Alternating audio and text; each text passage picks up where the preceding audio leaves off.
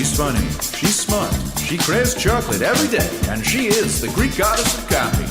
Here is your host, Ellen Karis. Hello, everybody, and welcome to Karis' Comedy Corner. My name is Ellen Karis, and welcome to the guest edition of Karis' Comedy Corner. I'm very excited about our guest today, but before we start, we always have to thank our sponsors.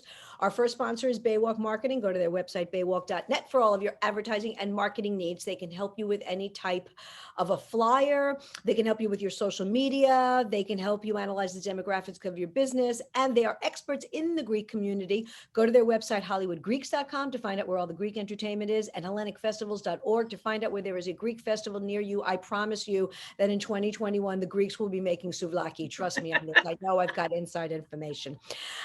And also our other sponsor, Select Flex. What is it? It's an orthotic, also called an insert. Why do you need it? Your entire body needs it. Your feet, your ankles, your knees, your back, your hips, your entire alignment. You put these in your shoe, and let me tell you what the beauty of these are versus the other ones that are over the counter is that there's an adjustability in the arch, and you can turn the arch to firm, or extra firm, depending on what your needs are. I never work out without these. I never walk around New York City without these in my shoes. These are fantastic sneakers. They're great for boots, Uggs, especially, which have no support. Check them out, selectflex.com, selectflex.com. They have a 30-second video and it shows you how it works. And for Karis Comedy Corner listeners, there's a 25% discount. If you put in the code FAMILY25, FAMILY 25, you get a 25% discount because I feel like you are part of my family, except we get along. So just go over to them. They are fantastic, selectflex.com. I say this every time. They are the best invention since suitcase on wheels. All right. Let me tell you something. I could pinch myself because I love doing this podcast. I love our guests, and what's happened the last few months, because I put it together like a wish list of people that I want to get on. And I always from the beginning said that I wanted to support comedians in general, especially women comedians. I've talked about this before. There is a special relationship between all of us, even if we've never met, and then we meet, and there is a bonding. It's like we're in a sorority. And so about 6 months ago, I had made a list of female comedians that I hadn't had on the show yet. I've been doing this now like 6 years. And tonight we have one of them. So I'm very, very excited. And we'll go into the story of what happened a few years ago when we ran into each other. But anyway, she is phenomenal. She hails from Boston, which is its own subculture of comedy, which I absolutely love. Moved to New York, was where I met her. Now lives in LA. She's done tremendous work. She's a fabulous stand-up comic. She's been on the show Shameless. She's been on ER. She's a regular on Conan. She's always writing. And I don't know how she squeezed in to have 2 kids, but she did. So please welcome my guest, Mary Kennedy. How are you? Hi, Ellen. I am so happy to be here. And my mouth is watering when you're talking about anything Greek, because I love Greek food. So I'm just letting you know. And where you're from, Boston, that whole Boston area is very Greek. This is what I tell people. If there's a Greek church, there are Greeks. That's the measurement. And in Boston, actually, one of the main theological schools is in Brookline. Right. There's a ton of churches, Greek churches in Boston. So you definitely went to school with an Effie Papadakis and sure. Absolutely. And, had feta and pita and some rice, So, everything goes back to food, Ellen. Yes, really no, I'm totally with you on that. I just ran out and I said to my husband, I'm going to go run an errand. And I went and I got like this big chocolate chip cookie. I was like, I need comfort food. It was one of these that was like protein, but it's just, I'm with you. I'm totally, you know what it is, Mary? I feel like that's all I have left. That's all I have left. I have nothing else. But at least in New York, you can get real food. I'm in California and I'm just getting off of a gluten-free adventure for the last year. And it was actually, and this isn't against gluten-free, because you might have gluten-free Greeks that support you. I don't know. But Hang on, let me answer that question. No. but what I'm saying is I went gluten-free for a year and I was starving. And I didn't lose a pound. I was starving, like physically starving. And now like gluten's back in my life. We're dating again and I feel better. I feel a lot better. But yeah, no, I mean, I just had my first pita like 2 weeks ago that I hadn't had for a year. It was delicious. I don't know how do you last without stabbing somebody? Like, just strangling your husband in the middle of the night. Like, it was close. Because the hangry thing is a real phenomenon. And you know what really bothers me? So you'll really appreciate this. We could talk for 3 hours about food and bread and all that. I love bread. I hate when I hear people go, I'm not really into bread. Like, first of all, don't even say that out loud. That is just, it's offensive. I don't understand it. It's not human, or the like forget to eat people. I never not think about eating. Like, I don't know how I don't understand. Like, it doesn't, you don't get weak. I don't get all that. So I completely agree with you. And the gluten, I don't know. I can't. I've tried to do that too, and I agree with you. Nothing really changed. So nothing. I mean, I think it got worse because I felt like a gluten-free pizza. I'm like, well, it's okay to eat the whole pizza because I'm only eating cardboard anyway. So let me just. I know, no, none of it tastes good. None of it. I completely agree with you. And I live in New York. You live in LA. I mean, we can get let me rephrase that. In New York, we can get all kinds of food. In LA, it's a little bit different. And I know that there are some good restaurants, but it's different. I mean, you lived in New York for a while, and you're also from Boston. Yeah. I'm sorry to insult people from LA, but the Italian food, at least the restaurants that I've gone to, and it's Italian, and it's mozzarella and calamari and all that. It's just not even close. Not even close. Yeah. There's a couple that I found, and I keep them. I keep them to myself. I don't let people know. I want to make sure I get a table. Yeah, I want to make sure. Yeah. When we're in non-COVID that I can eat there, So tell me.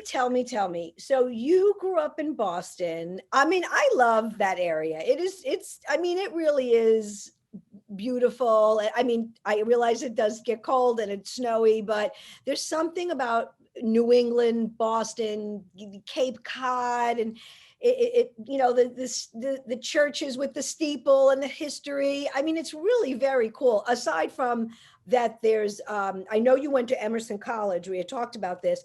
Yeah. And there's the great universities obviously there, but there's just so much there. It's just a nice place, and Bostonians are like New Yorkers. We're like very cut and dry, no bullshit, right to the point. And so I like that. It's really the same attitude, just with a different accent.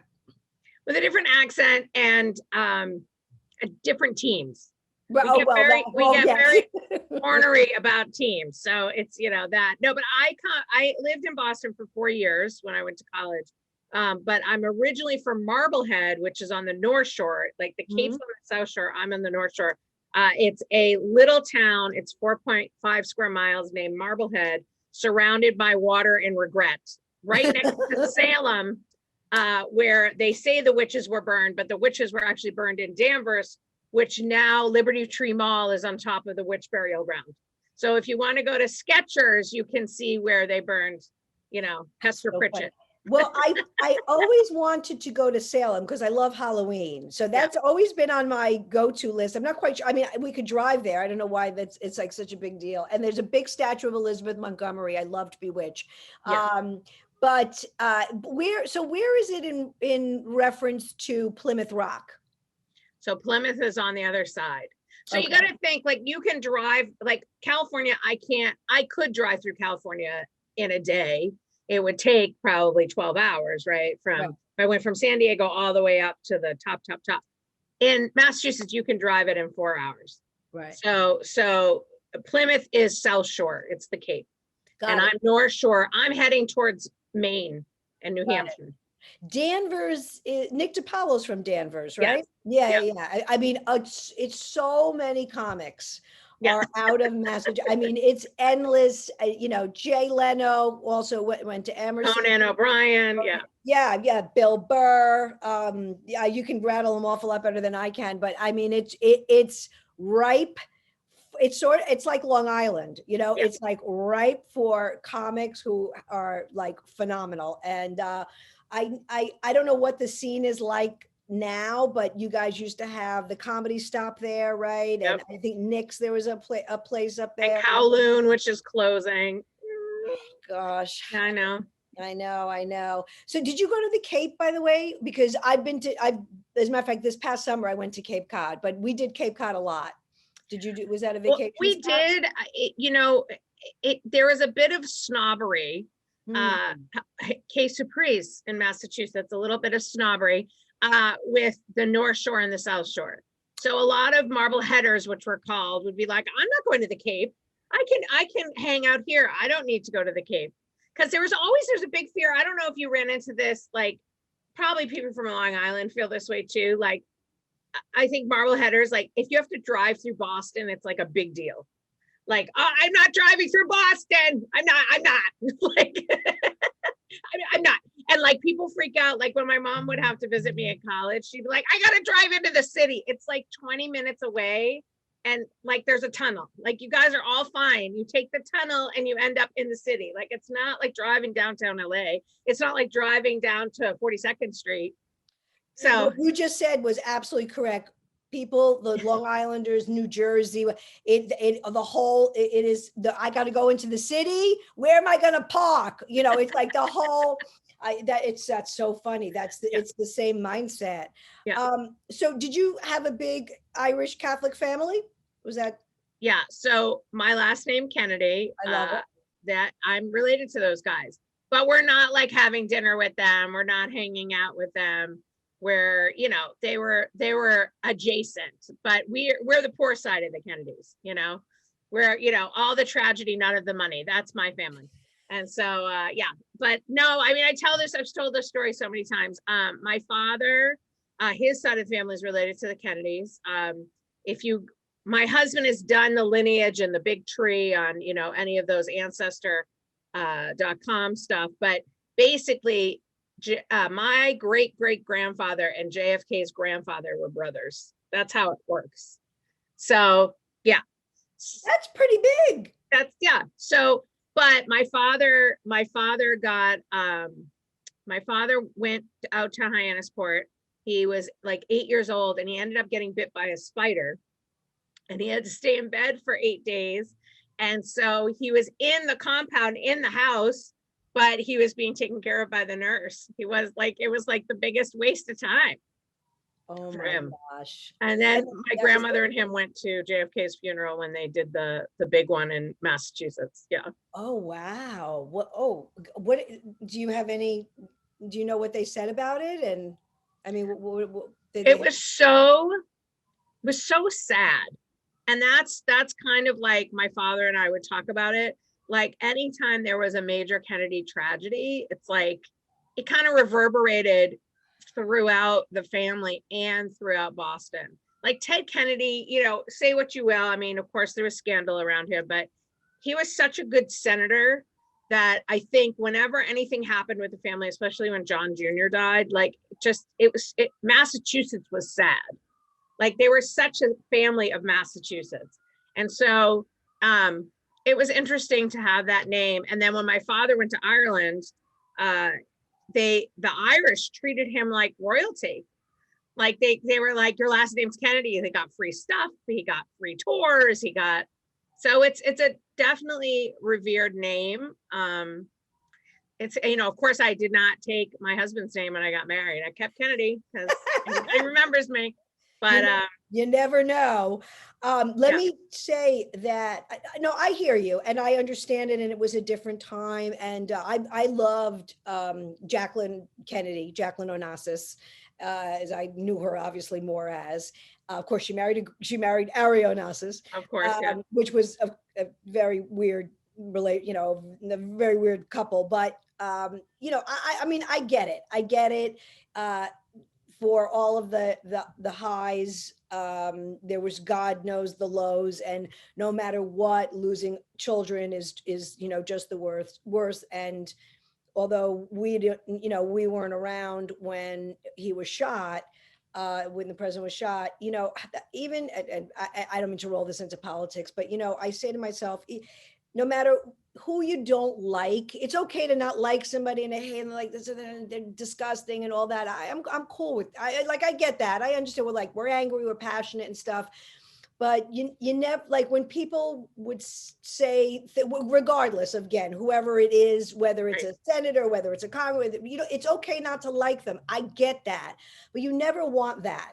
You never want someone to go through that. And although I don't remember the time, but I have seen enough footage to know, it's like a 9/11, so Yeah. I don't want that. And that is just, that just was a horrible thing. And then the kids were all young. But to get to John F. Kennedy Jr., so to me, he was a New Yorker because he lived here. And as a matter of fact, I had seen him quite a few times. I had lived on the Upper West Side when he was dating Daryl Hannah. Yes, I remember those times. Times together or whatever. But my father, here's just a little piece of trivia, but my father-in-law was a New York City cop. And he's met a lot of celebrities in his life and a lot of famous people. And, some are just not nice, and, we'll just leave it at that. And he's not the kind of guy that paid a lot of compliments. And he said that he really was just a really nice guy. And he felt bad for him because the paparazzi didn't even give him like 2 inches to because he really did want to walk around and be who he was, just be a human being. But I looked at him as a New Yorker, and then that whole thing was just god awful. So anyway, but you have that name, and it's like, Maria Shriver is a huge journalist. And she was First Lady of California. So there you go. Yeah. Yeah, it's an interesting lineage, and it's been an interesting place to be, especially during, and like you said, you don't want to get political during political times, because it's interesting that people look to me because I am a public person and they want to know my opinion. Mm-hmm.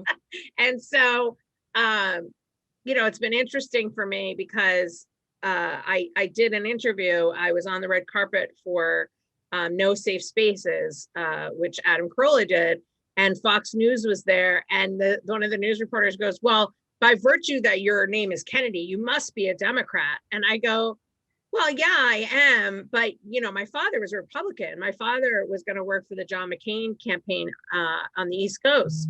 And then my dad got sick. So, my father was a fiscally conservative Republican. And, it's just interesting that people look to me and go, "Well, what do you think? Because you're a Kennedy." And, I would say, yeah, I'm liberal. But I do refer to Ted a lot, because Ted was definitely for equality for all, which I'm totally for.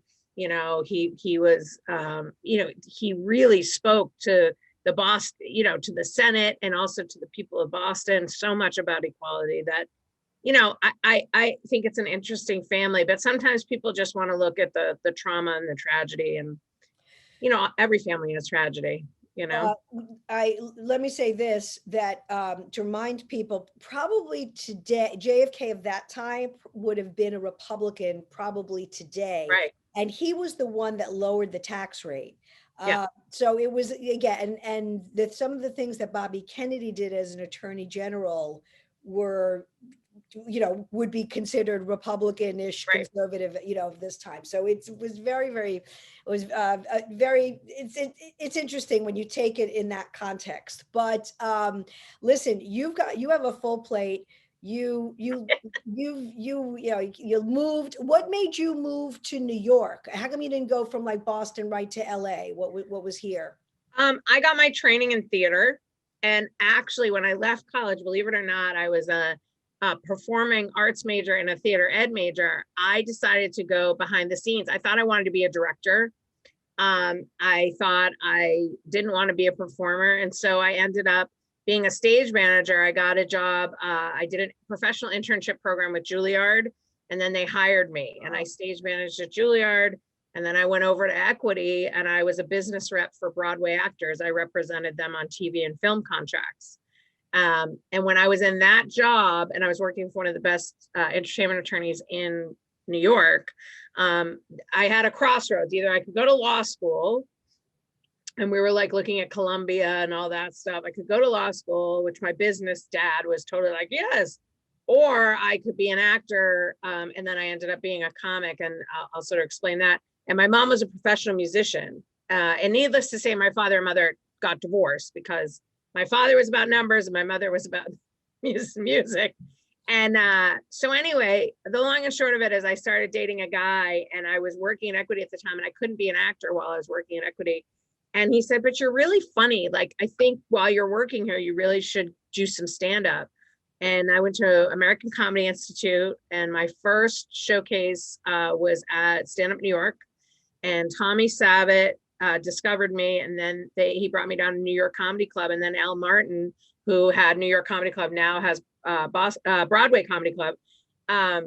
He would give me the 12 to 2 a.m. slot on Thursdays to host. And so the rest is history. 23 years later, I haven't stopped doing stand-up. And then I basically quit my sort of pseudo lawyer job and got into special events.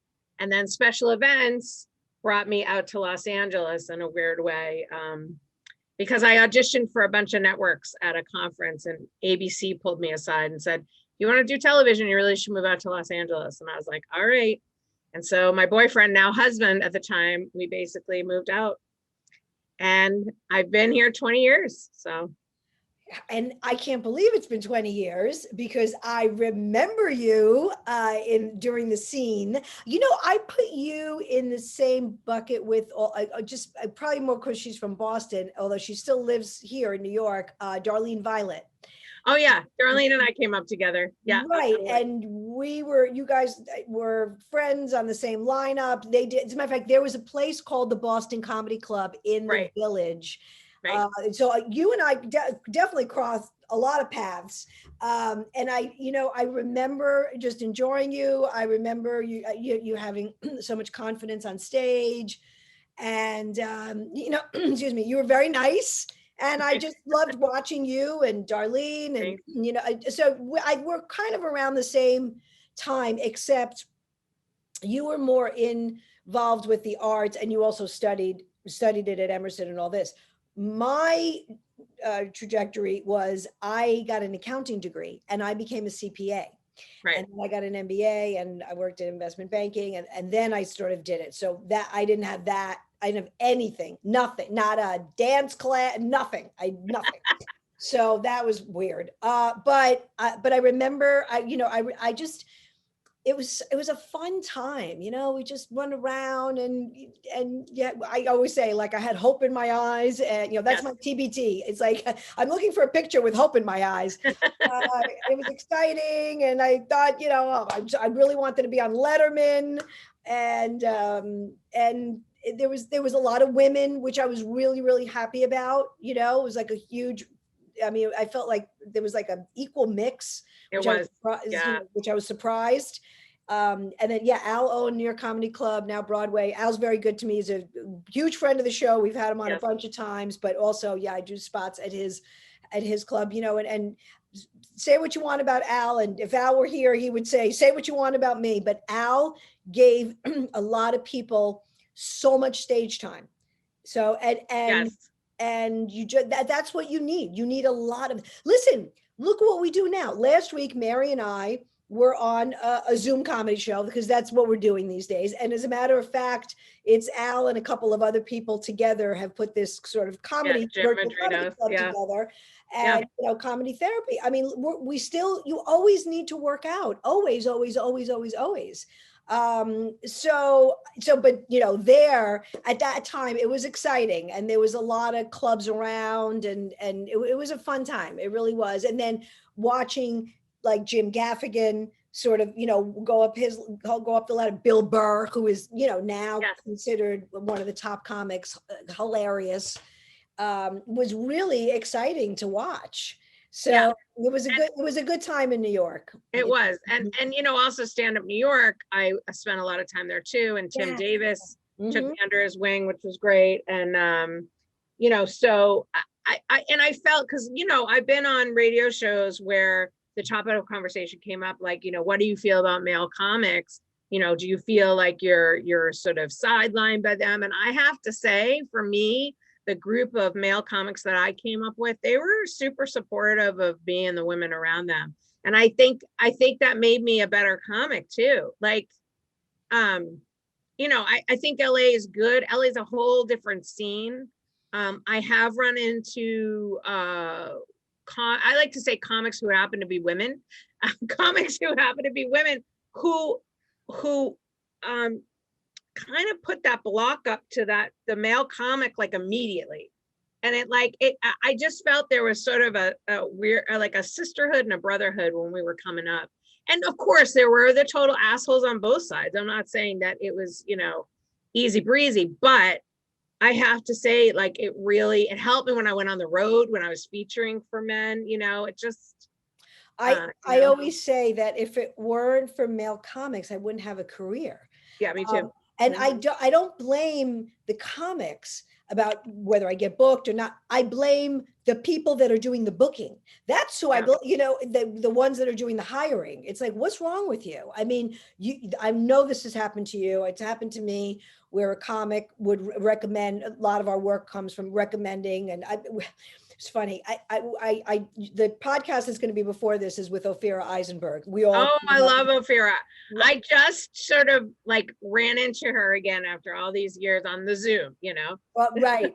I mean, and so I just had her. She was again on my list with you, and we were talking and trying to verbalize, like, how it's like you start and it just morphs. You've got to be out, you've got to meet people, you have to embarrass yourself, you're out alone. It's not like you're out with your girlfriends and you're going to go do a set, especially in the first few years when you haven't formed those friendships. You got to want to do it. You got to have the fire in your belly, or else forget it, or else you need to go talk to somebody, because it's hard.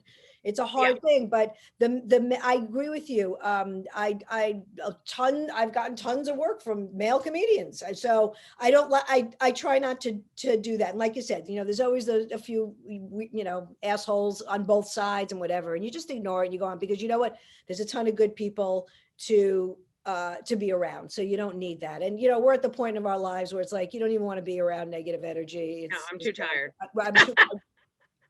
I'm too tired. I'm too, no patience. I'm hot flashing. I'm not into, no, it's, and John LaRocchia has been super supportive of me too. And that's been great. Oh my gosh. That's right. Yeah, you were on one of the Laughter Saves Lives. As a matter of fact, I'm co-hosting his Tuesday show in a couple of weeks. I've been on a lot of shows with John. He's taken me on a lot of shows. It is very, I'll say, like, it's, us girls, like, we are, I mean, I wouldn't consider myself a tomboy kind of thing. It's not like I played softball, but there is a little, like, alpha male in us. You know what I mean? Because it's a rough industry. And then just getting up there, you have to have that personality to be able to put, balls to the wall. So, we all have that drop of male in us. Yeah. And I know for me, I worked in accounting, very male dominated. I worked on Wall Street, very male dominated. And this, acting is a little bit more female dominated. But like, I've never worked in, a dress shop, you know what I mean? Right. Anything like frilly, or like, I wasn't a kindergarten teacher. So I'm comfortable around that. But it is the kind of thing where it just sort of, it evolves, but you have to make it happen. And when we started, there was no social media. Nope. We had websites. There was email. We had cell phones, but they were like flip phones. It was very different. It was still a little old school where you had to, again, really show up and be there in person. And So flyer and call, and I just remember the flyers. Like, I was working my day job and I was also designing my flyers. Like, right. No, I remember running out. I was going to do like headshots, and you want to make sure, you got like the hair guy and the makeup person and their outfit. And that was always like its own thing. And the same thing with acting. I would get backstage. I would submit like hard copy headshots and mail them out, like real mail, like at the envelopes, the whole deal. So I don't want to hear about we don't want to hear about hard work. Okay. No, I mean, that's the thing. Like, it's and I've said this before, and listen, I love LA. I'm not going anywhere. I mean, I once COVID lifts, I'm so grateful. Like, I've done Zoom shows in Canada. I've done Zoom shows in New York and New Jersey. Somebody in Japan asked me to do a Zoom show in Tokyo. Like, I've planted so many seeds all over our great world, right? But I have to say, in LA, what I love about New York, and I'm even finding it on the Zoom shows, every comic that gets to the mic, the Zoom mic or the mic on stage in New York, everybody was good. Do you remember? Like, it was really rare to find like somebody, and if somebody wasn't so good, they were working their butt off to get to that good, right? And the audiences were tough. I feel in LA, especially when I first got out here, I would be at a club and I go, huh? Why are they on this main stage? And they have credits. They, were a hot girl. They, it's like, so when I came out to LA, I really had to sort of start over and prove myself that, you know what? You can have me MC. I MC'd a lot when I first got out here, but you definitely can have me feature. And now, because of the Shameless credit, I am headlining, which, so I can't really bemoan the people who had credits in the beginning. Like, now I have a credit and, a big credit. And so I can headline, but it just was very interesting to me when I first came out to LA, and I was like, wait a second, she would never be passed at, at stand up or New York. Like, I don't know why is she getting 10 minutes? But I feel like here it's a little bit more connection based, but since COVID has happened, we're all on the same plane now, which is nice. I'm not going to name names, but I'll, if you want, I'll tell you afterwards. But I'm friends with someone who's friends with one of the big earning comics. Yeah. And listen, I am not gloating. There's no gloating. I want us all to get back to work and be happy and productive and all that. So don't take that, take it the right way. But this person has toured all over for kings and queens and made millions and millions of dollars. And I looked at when I was talking to the friend is like, it's the same. He's in the same boat as us. It's come to a screeching halt. The thing is, he's got 7 houses, so because he's made so much money, he's got kids, from different places, and so he's got a much bigger expense, and it's the same thing. And so in a way, I was like, that's work. I mean, because it's like the higher you are, the more there is to fall. And I just saw that this person is doing a show east, not in New York, in another state. And I was just shocked, because I'm sure under normal circumstances, that would not be the case at all. And I know who the booker is, and I got to assume that he probably wouldn't have really, I mean, he's a nice person, so I'm not saying he would have been rude, but they would have probably said, I'm not interested. I'm just in shock. So I sent the email to my friend, and he's like, believe me, he would, and actually, because my friend is in LA, so you'll get this joke. He goes, he would probably do the Great Greek in Sherman Oaks at this point. Like, I would. You're going to pay me in pita. There's real people. Like, I'm going to do it. Like, I'll do it out next to the heating lamp. I mean, that's, to your point is like, we are all on the same playing field. How did you feel about, I had asked Ophir this as well. What was your, like, now we're in it, we're in the Zoom zone, but what was it like when this happened? No more live shows, or we weren't sure when, who knew it was going to be this long, and that we're still in this. What was your feeling, and then what was it like when you did your first Zoom show? I knew the writing was on the wall when Steve Mazan, he did Letterman, and Gary Cannon, who is Conan's warm up, is LA comic, toured everywhere, like was the opening comic for Sullivan and Son, like, he's amazing, and he got me my start sort of in warm up at the Ontario Improv in the Inland Empire. We all went to Steve Mazan's house in his garage, and we all did like a virtual, like it was like a live show, but it was virtual as well, because Steve wanted to show everybody what we were doing. It was a Facebook Live. And we all knew, like, there was probably about 15 comics. We all knew that this was going to be our last live show. We all we could just feel it. We were like, this is going to be our last live show for a while. And I'm so grateful he did it, because I look back at that so fondly, like, oh, thank God, we did that. Then my first Zoom show after that, Flappers, God bless Flappers. Flappers didn't really let it stop them. They said, well, how can we do this? And Josh over there, he's really thought out of the box, as did everybody over there. And he said, we're going to do Zoom. And I remember doing my first Zoom show.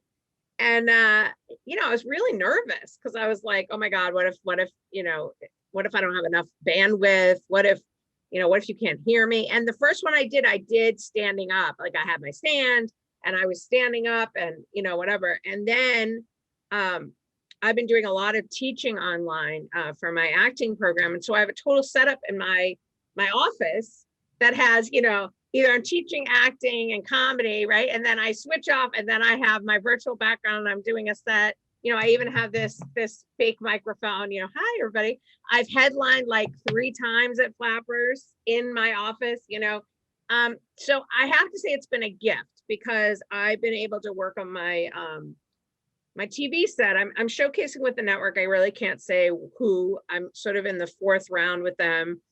And, I've sent them 2 Zoom sets. And, I think my nerves are different. Like, I don't get like nervous like I used to, but I'm using it as a TV set. I'm trying to make it as clean as possible.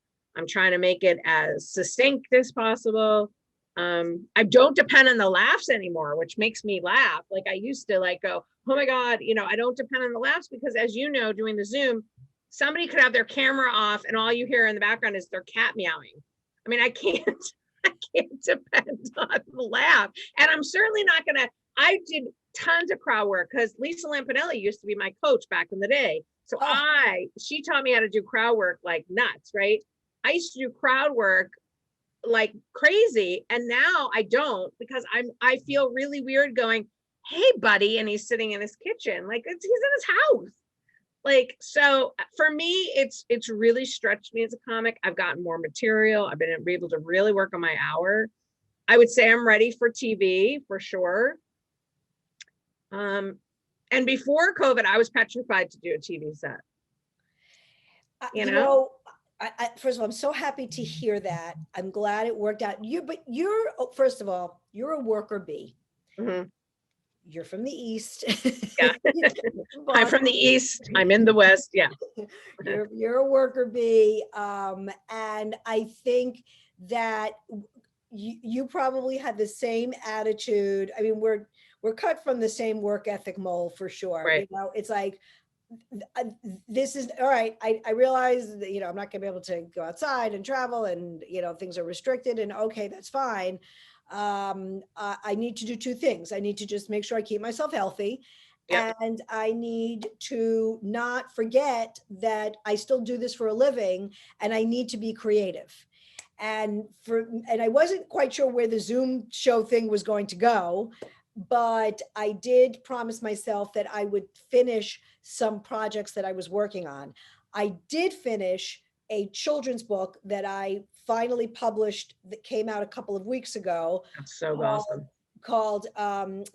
called Special People, Godparents, and the Orthodox Christian Faith. I'm a Sunday school teacher. It's a long story as to how this whole thing evolved. That was 5 years in the making. I never thought that a children's book would be that difficult. This was also faith-based, so I had to make sure I had my facts straight. I do want to do another children's book, but I'm going to do it in a different way. It's like my first one, so there were things I learned along the way. But anyway, I did get that accomplished and I was happy. The other thing is I have a play, a one-woman show that I want to do about my great-grandmother. And I did start that up again, but then I pushed it aside. And one of the reasons I pushed it aside from we had a lot of stuff, my husband and I personally, we moved apartments and, and all fine, all good, but just we were personally busy. But in between all that, I've been doing a lot of stand-up. And once I also got my rhythm with that, and everything that you said described it perfectly. It's just like you're not getting the reaction. You have to get used to that. I too have written a lot of material, and listen, none of us are happy that any of this happened, and it's much bigger than us. But I think it's I think for people like us that used it as best as we possibly could, we'll come out of it okay, we'll be fine, because we didn't just sort of sit home in the dark or complain or I'm sitting home in the dark. No, okay. Well, we complain, and the thing is we actually had an outlet to complain about this thing, Yeah. I put a flashlight on the set. Chink, here I am. and in this, just to get back to politics for a second, in this really heavy political time that we had, an election, and and all the stuff that went on, I had to get to a point, and again, regardless of what my viewpoint or whether you agree or not agree or what, or this, and it was like I have to turn it off. Like I had to turn it off because that to me was one of the challenges, because. And as comedians, we have to be in the know. So it's like, we need to know current events. And in order to know current events, you have to listen to the news and read a Daily Mail and read the New York Post and, whatever, and scroll through Facebook and scroll through Twitter. But then as you're doing that, you're like, oh my God, I can't believe, oh my God, that's horrible. So it's hard to to swim through all that, to get to the work, to get to the, wait, hang on, I've got to do, I'm writing jokes, or I'm writing something, something. Yeah, no. And that's the thing. Like I sort of took my hand to comedy writing, political comedy writing, when Jamie Masada at the Laugh Factory asked me to do it when I was trying to pass the club. Right. And by the third time I auditioned for him, he goes, I want you to go home and write a ton of Kennedy jokes. And I was like, really? And he's like, yeah, write about Chappaquiddick. I'm like, oh, good, funny. Write about all that stuff. And he goes, because I think you're a Kennedy who let themselves go. And I'm like, all right. And I took the note and I did it. And I remember performing them on the Laugh Factory stage, and I was like on Sunset and going, this is not in my voice. This is not, I am not a political writer. And he sat down with me and he goes, I'm going to pass you. I go, that wasn't my best set. Like my last set I did for you was probably the best set you've seen. He goes, I don't care. He goes, you took the note, you wrote the jokes. I remember in New York, I had to do a gig at Barnes and Noble about the census. I had to write like 10 jokes about the freaking census. And it was like, oh my God, but I was getting paid like $100. I'm like, I'm going to write, back then that was, right. So, but yeah, no, I know personally, I'm not a political comic. However, I did a great show, and I'm sad because it was going and it looked like it was going to get some sort of television stuff around it. I did a panel, comics on a panel, and we talked about politics. And I found that I could be funny in that forum, but I'm not a setup punch political comic. But there's a lot of comics who are coming out. Some of them should be, who are doing politics really well. Mhm. And then some comics that it just feels like they're just angry. Right. And I don't know if I I certainly don't want to go watch a show, and be more angry than when I came in. I don't know about you, but That's yeah. hilarious. That's So so funny. No, I hear you. Well, no, I don't have any interest in doing that. And like the few little, like we were on a show last week, the little things I do, it's for everybody. It's not for anything. It's just you see, I think everybody needs to get made fun of like that. Again, I'm very bipartisan in who I make fun of. Like, I don't give a shit. As a matter of fact, sometimes I feel like it's them against us, so yeah, it's like they need to be called out to the carpet. But no, I agree with you. I mean, that's not what I want to do. And I just listen, just want to please people and have a good time. And I like yourself, I've been doing a lot of private stuff, corporate holiday parties, so that's definitely off the table. Birthday parties, all of that kind of stuff. I just try to personalize it, just have fun with it, and it's good. It's like, it's the gym. We have to do this. I do want to mention that a few years ago I came out to LA and I got a spot at Flappers, and we were in the back. It was the ladies show. There was 25 women in this little room, in the green room. yeah. And I looked around, I knew nobody, but I looked at you and I go, wait, I know her. It was such a long time when I saw you. And then I remembered your first, and then I was like, no, her name's Marion. And then I introduced myself and you were like, yes. And you were so kind to me, and so lovely. And you made me feel comfortable, because I walked in there and I usually don't feel too awkward, but I felt really weird there because I really just knew nobody, and yeah, the feeling. So you were very nice to me, and I had a fun set, and so I'll always remember your kindness. I really appreciated that. So tell us about your a few things. One is I want to your what are you doing now? Your TV work. Tell us about Shameless, which I'm sorry to say this. I apologize. But it is a show that is on my I want to watch list. It's fine. And I haven't, but I'm very impressed. People need to know it is so difficult. It is so difficult to work in this business. Yeah. It's there's an endless amount of people. I mean, there's never, and like you said, there's a whole connection thing that goes on as well. Which is sometimes why you see some of the same people on TV. Really? New faces.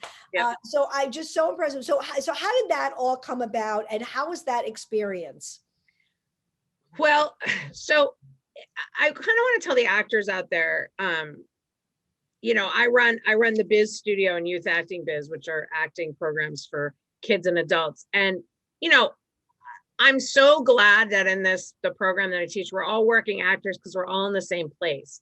Like, even after getting 6 episodes on Shameless, even after, doing a huge press junket over it, and, having people all over the country know who I am. And, I think you truly know you made it when prisoners start to follow you on Facebook.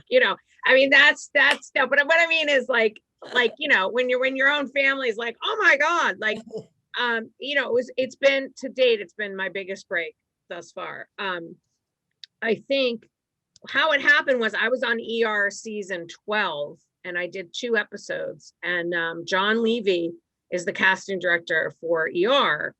And the thing about casting directors, and I don't know if people realize this, they're in the business as long as we are. They start out, maybe they're a casting associate, then they become the head of casting, and that's John.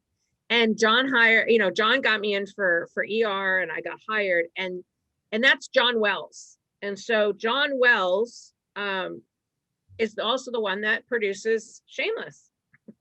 So I went in a lot throughout the years to John Levy's office, auditioned for a ton of stuff, auditioned for a lot of the John Wells shows because he was casting it. And then this Shameless one came along, and they wanted a prostitute who let themselves go. And I was like, all right. And, I really looked at it and I thought about it and I said, oh, I can play this person. It's a Boston, prostitute. So it's a prostitute who lives in Boston who, needs to stay warm, like who isn't going to be fancy. Like I just knew this girl and I know the show. And, it's an Irish family and a dad has an alcohol problem. I'm in, let's do it. And but in these 6 episodes, there is nudity, like, and everything, Shameless, everybody over 18 has done nudity. And so I had to sign a nudity writer. And I went in and I looked like I had left myself go. And all the other ladies that I saw in the room, because you sort of scope out the other ladies, they all looked like high price hookers. And I was like, I'm a Chicago hooker who's homeless. Like, come on. So anyway, the long and short of it is when I basically auditioned on Tuesday, it was a lot like ER. When I auditioned for ER, I auditioned for a Tuesday at like 4. I remember standing in George Clooney's parking spot at Warner Brothers, calling my husband and going, yeah, I think I booked this. And then that night they called me and said, you booked ER. It's a second, 2 episode, you're recurring, you're Officer Trudy Lang. I was like, oh my God. So that happened. And then I auditioned on a Tuesday for Shameless and I left it going, I booked it. I know I booked it. And I didn't get a call Tuesday night. I was like, I didn't book it. Damn it. What did I, And then the next day I was teaching acting. I was doing a camp. It was over the summer. I was teaching acting to kids. And I got a phone call from my agent and she told me that you booked it at 10:30 in the morning on a Wednesday. And then I was on set that Thursday. Okay, so my husband and I take over my acting camp. That Thursday I'm on set. I had a little bit of nudity on Friday and a little bit of nudity on Monday. And then I was on contract with them for 6 weeks. And I shot 2 weeks in Chicago. That's amazing. It was amazing. It's fun to be on set. It's a really, I love it. Yeah, I know. I had a trailer. I think the most fun I had was in Chicago because they called me back for episode 8 in season 7. I was the only family member that came back of the new family. And I had to chase Frank down because he stole my washer and dryer. And I'm chasing him down with a hockey stick. And I have all of my like homeless family behind me. We were in the van because even though we were like literally like maybe a quarter of a mile away from boot camp, basically, we all had to get in the trailer and or the van, and he's sitting next to me and he's in a pink robe for this episode. And he's sitting next to me and he goes, I want you to look. And there was all these fans on the street watching like what we just filmed. He goes, these are your fans. And I go, stop it, Bill. He goes, no, these are your fans. And I go, okay. All right. And so then I got out of the van and they all had to go. He had to go into hair and makeup for something else. And we're all standing there and all these fans are taking pictures and they all start peeling off and going to their thing. And I'm left with Bill Macy and he turns to like all these fans. I'm talking like the whole street is full. And he goes, I want to introduce everybody to Mary Kennedy. She is new Fiona for season 7. Everybody take pictures of her because she's going to be a big star. And he left and I was alone with these people and they're taking pictures. And then people were by my trailer wanting autographs. I mean, it's wild. And that is he made me feel at home the minute I stepped on that. Can I ask, was this the time with his wife when they got in trouble with the college? No. This was okay. No. Okay.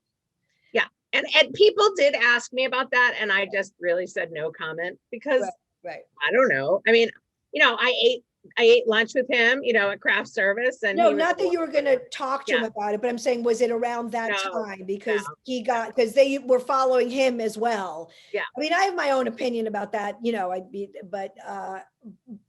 but I remember, seeing pictures of him. And I mean, listen, the press is ruthless. I'm not saying what they did with I think it was her. I think she took the fall for it. I'm not saying it's right, but it was, I don't know. I think sometimes we have to put things in proper perspective as to what it is. And obviously because there were celebrities, as opposed to somebody just unknown person, they got it got highlighted. But I was just wondering if it was like just around that time. Just to get back to ER for a second. So Yep. were you on the season when Eric Palladino was on? He played Dr. Dave Malucci. Mm-mm. Okay, because I had him on my podcast a few weeks ago. So, but he was on ER for a couple of seasons. I loved that show. I loved it, of course, in the beginning, the Juliana Margulies, and when George Clooney was on it and all that. That was a great show. By the time you were there, I mean, it was like a well-oiled machine. I mean, that was Yeah. 12 Yeah. seasons is a long time for a show. And it's interesting. Life becomes full circle because ER shot on the same lot as Shameless, as Conan shoots on the same lot as Shameless. And here's what crazy. I did 7 episodes of Conan. I probably did about 4 episodes of Conan before I booked Shameless. Shameless shoots right next door to Conan. So see how like I was passing there like every day. And then what's even weirder is ER also shot on there, and they shot on the subway area on Warner Brothers, and I got my picture taken on those steps. Wow. So it's just like, it's this weird sort of like, oh, okay, well, the seeds I planted here, it was like full circle. And how great was it to like, my dream is always to drive, well, in New York, I guess it would be taking an Uber or a car, like to a set, to drive, like, but all the time, like a few times a week, not just sort of, once in a while. I mean, you were going there, and especially, I think the lots in LA are, I think it's just a different, it really feels like Hollywood, it's that, I mean, it's spread out when you go to, what is that, is that Century City, where they have all the Sony, right? I mean, they're all like lined up and everything, and like that to me is TV. Even though I realize we have TV here, but I'm just, we have like Chelsea Piers, and Silver Cup, they did Steiner Studios, they did a little bit, but to me, it's more that. And then of course, a lot of stuff is on location, scenes here, but I think that's amazing. It's a great story, and I'm so happy for you, and you definitely deserve it. And there's definitely more to come. I'm assuming you are working on your own stories now and your own series, and it's. Yeah, I mean, I am. I mean, it's this year I got signed to a production company. I'm actually executive producer of Morgan Hall Media now. Along with a friend of mine and actually my husband. And people are like, well, of course you got signed. I go, yeah, but we really needed to have a show somewhere, because we're pitching a lot, where I needed to finally, it felt really good to put that title somewhere, because I need to have, when you pitch a show, you got to have who's involved. And so now, I'm on paper legally an executive producer for this show. And, we've gone pretty far in the pitching process. I can't really talk about it, but it's not my story. I may have some sort of acting in it, but for the most part, I've been really working in that arena for the last 2 years. And so, my manager and I have been talking, and once we get a buy on that, then I can go back in and go, hey, I've got this sitcom or this episodic that I want to do, or a movie of the week. You just, and I've watched like Whitney Cummings, I think really in a lot of ways did it right. Like I watch her story, because what people don't realize is that, we're also behind the scenes. Like I learn a lot when I'm producing. I learn a lot when it's not about me, I learn a lot when I coach my actors, I learn a lot when I, coach other comics. And so, yeah, I mean, right now, and I kind of want to share this for the actors that hopefully will be watching. I'm in the hallway of sorts. Like I'm going up, like I've auditioned so much during this time. I mean, there have been weeks when I've had 4 auditions a week, and I've been auditioning, and I've been, and I'm not necessarily booking. And so I go to my agent, I go, what is going on? Like I am having the best auditions of my life. My husband and I have a total setup here. Like it's good camera, it's good sound. And she says, they're waiting for the role that's right for you, because they're not going to give you a one-liner, because then they can't use you again. Right, right. So it's been in a weird way, kind of a struggle. I have something exciting to share. I can't share it to you yet, but I will. Once I know, I will share it with you, because Well, then you're just gonna have to come back, and I'll just have to come back. we're, But we're gonna have to talk about it. I love that. until it's in writing and I can talk about it. But anyway, the long and short of it is that I want to share with the actors that, yeah, a lot of people, a lot of casting knows who I am, a lot of producers know who I am, a lot of the world knows who I am, but I don't have a series yet. I agree with you. I mean, definitely for me, years and years ago, it was like the sitcom. That's why I got into comedy. I wanted to be on a sitcom because I grew up watching sitcoms, and they were my babysitter. They were my friend. You know, I used to watch a show and then mimic it and be the character and be Mary Tyler Moore or whoever I was watching. And of course I would still love to do that, but I am also in another place in my life where it's like, I would totally be a writer. Like, sign me up, I would love that. I don't need to be in front of the camera. I mean, it's fine. And because we're stand-ups, we'll always have that performing ability, and we'll be able to have those opportunities. So that's totally fine. But if I got a writing gig or a series, I'd sign up for that in 2 seconds. That's fine by me. It's funny. I listened to a couple of Whitney Cummings's podcasts, which were on YouTube. So I was watching her in that way. She decided during COVID, she needed to do something as well. And so she's, of course, Bill Burr was on, and Sebastian Maniscalco and stuff. She's a very interesting person. And I really didn't know that much about her. But she did it, man. She writes and she put these things together and balls to the wall. I mean, it's not easy. I mean, she's very smart. If you just hear her for 5 minutes, I mean, of course, she's incredibly bright. If she didn't do this, she'd be a surgeon or something, she's smart. She's just overall smart. But I think it's great that you are creating. You're funny, you're talented. You have the whole character thing down. You're an amazing comic. I can't get over the fact that you do all of this and you're a mom. I don't know. And a wife. Right. Of course, I forgot, because that's just. I don't know how good of a wife I am, but I'm a wife. I'm faithful. Like, that part I'm good at because I'm exhausted. But other than that, I'm a crappy wife. I definitely am a crappy wife. How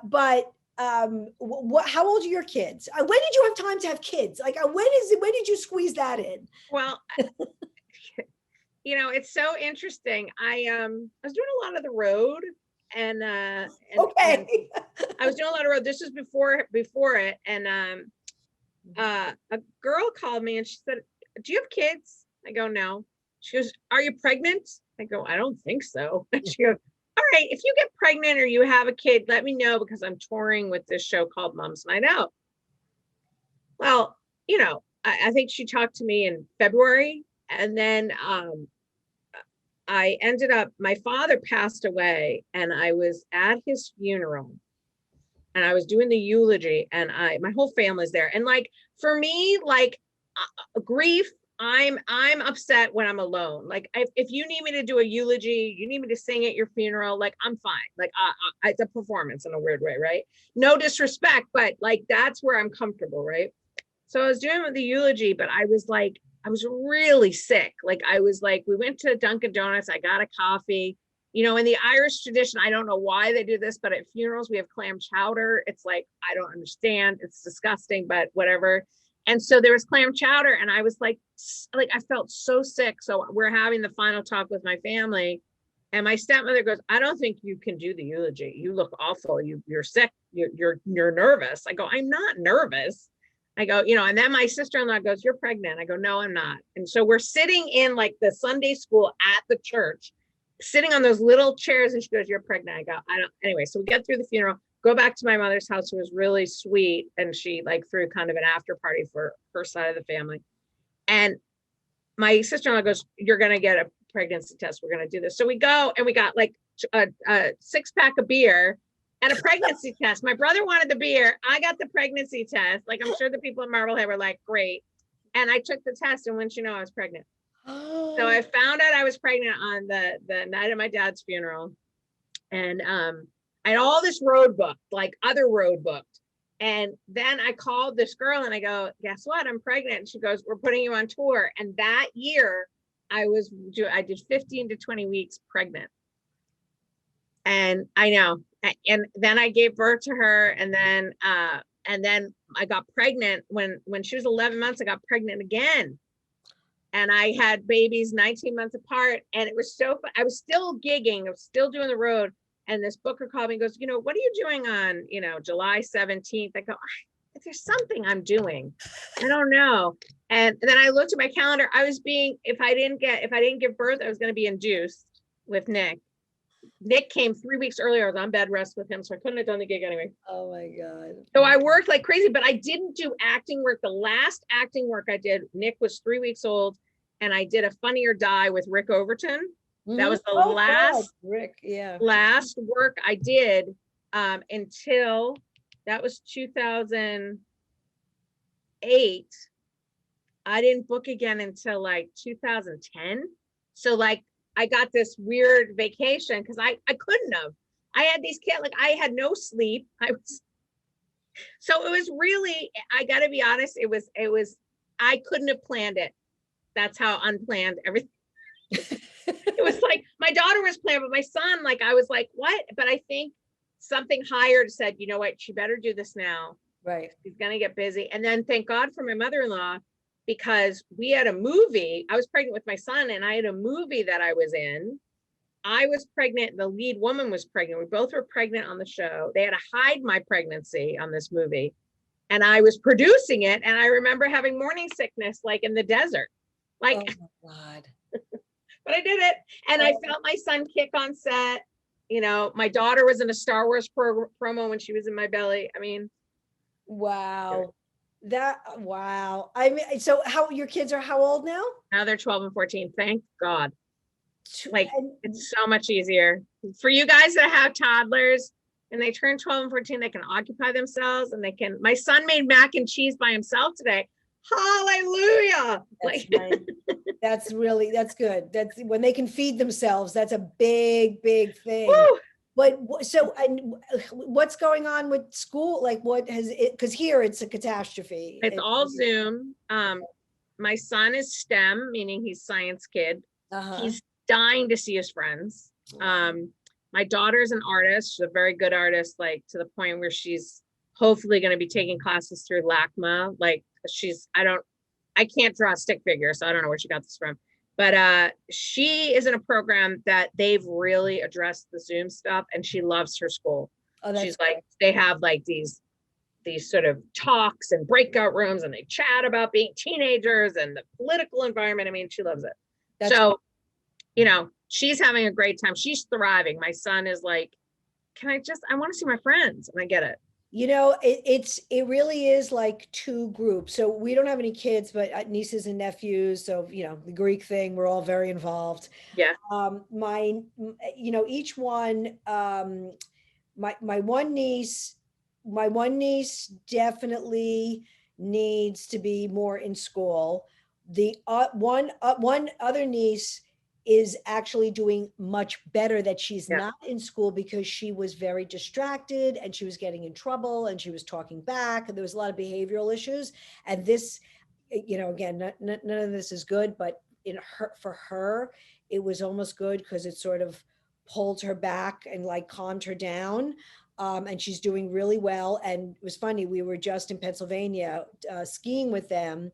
And I said, what's the deal? Like, what happens if you go back to school? And she's like, as long as there's online learning, I'm doing this. I have no desire to go back to school. She lives, not that it's a big deal, but we live on the Upper East Side, and her school's on the Upper West Side. And she's like, I hate it. I hate walking to the bus. I hate, taking, because you know what it's like in New York. It could take you a half hour just to get across the park and blah, blah, blah, blah, whatever. I didn't really like the school and this and that.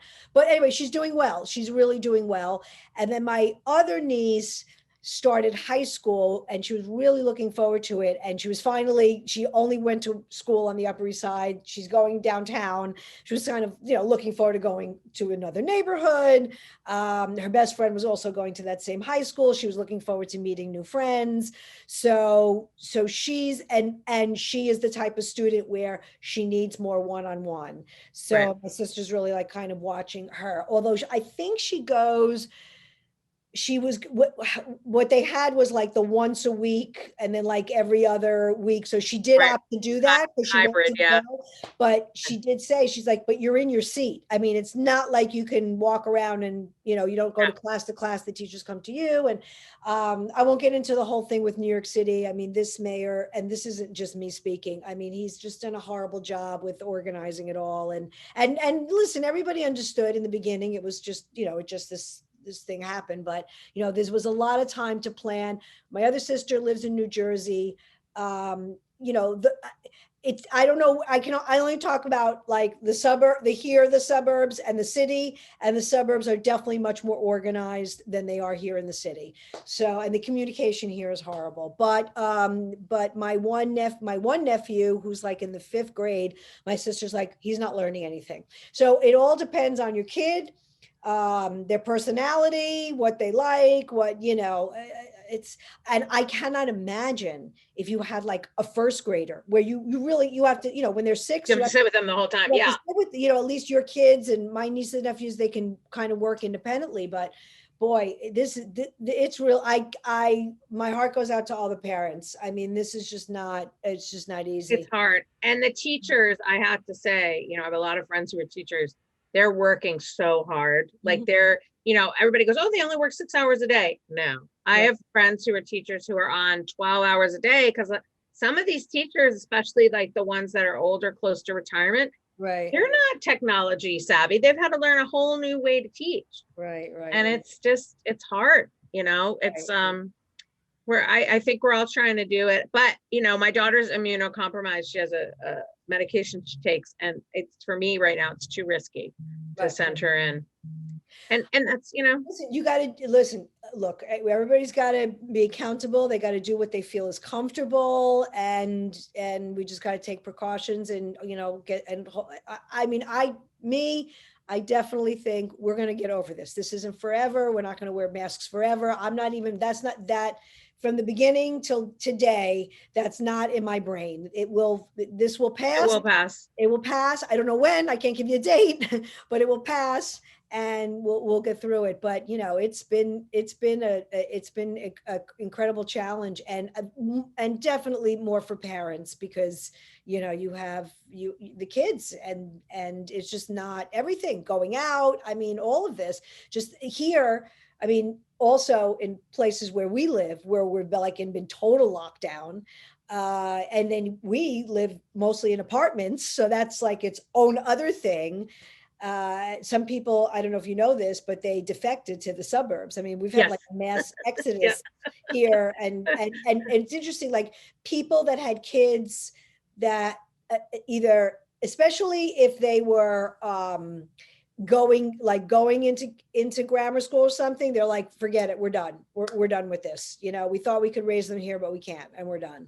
So it's been kind of interesting, but just for the kids to like walk around and go someplace and hang out, and it's like, I can't even imagine. I mean, Central Park. Yeah. I mean, when it was at least nice out, you were able to go outside, but it's a challenge. You just hope that you have a terrace, which we don't. So of course we don't have a terrace. So. Well, and we redid our whole house, because we knew we were going to be here. And, I have an area where I can coach, actors and film actors, but everybody's going to sign a COVID release. Like, I've got to get tested all the time. Like, we have to be, everybody in production, including us and our production company, we're following the COVID white sheet.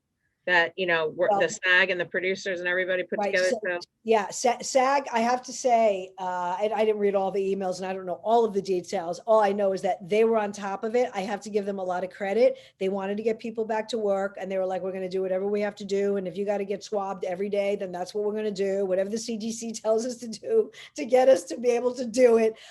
So that's, I was happy about that. Now we need to get the theaters open in Broadway and the teacher, I think the teachers need to get vaccinated. I mean, that's just. Yeah. Well, yeah, I don't So know. I just hope that we see comedy clubs starting to open up, you know, sooner than later. We'll see what happens. I think people need comedy. They need, you know, I predict that when we do get the okay, which we will, I think it's going to be like the Roaring 20s. Like people are going to be so busting to go out like a normal human being. Yeah. So I think that that's going to be a great time to really like leverage, you know, I know it's going to be kind of like the 80s when everybody was like, you know, comedy clubs were booming. No, yeah. I mean, my grandmother was in the Spanish flu. She was 3 months.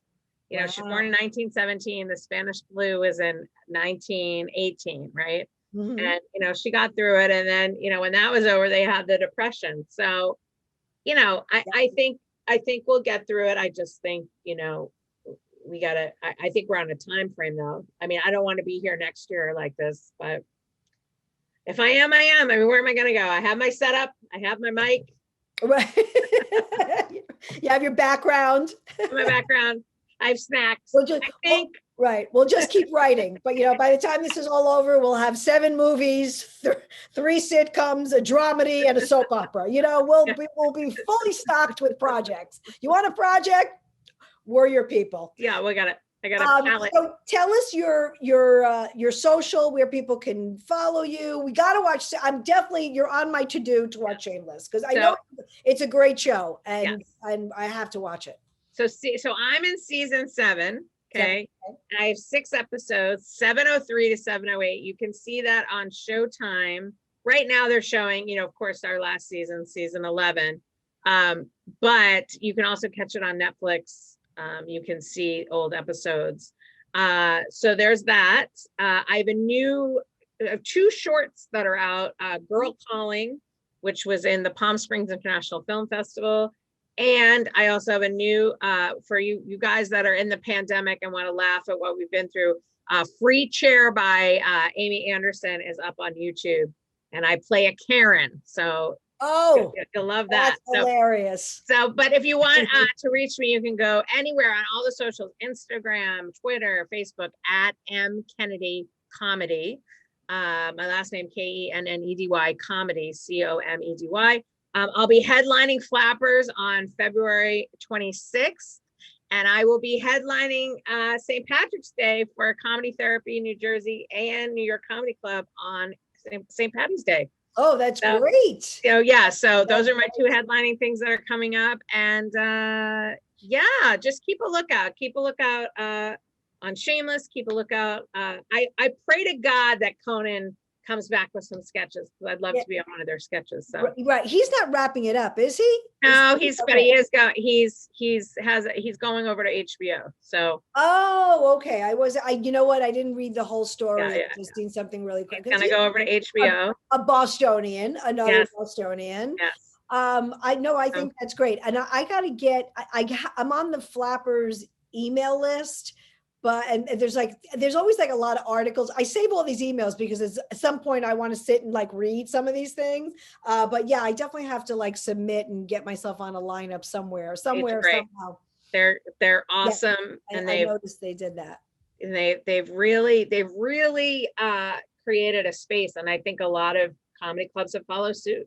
Good. Because they weren't afraid, you know, they were like, all right, let's try it. And they did it. So it's been great. I really thank you to them. Thank you to Comedy Therapy New Jersey, you know, also Broadway Comedy Club. I mean, you know, we're in it together, my love. And I'm so glad that we got to.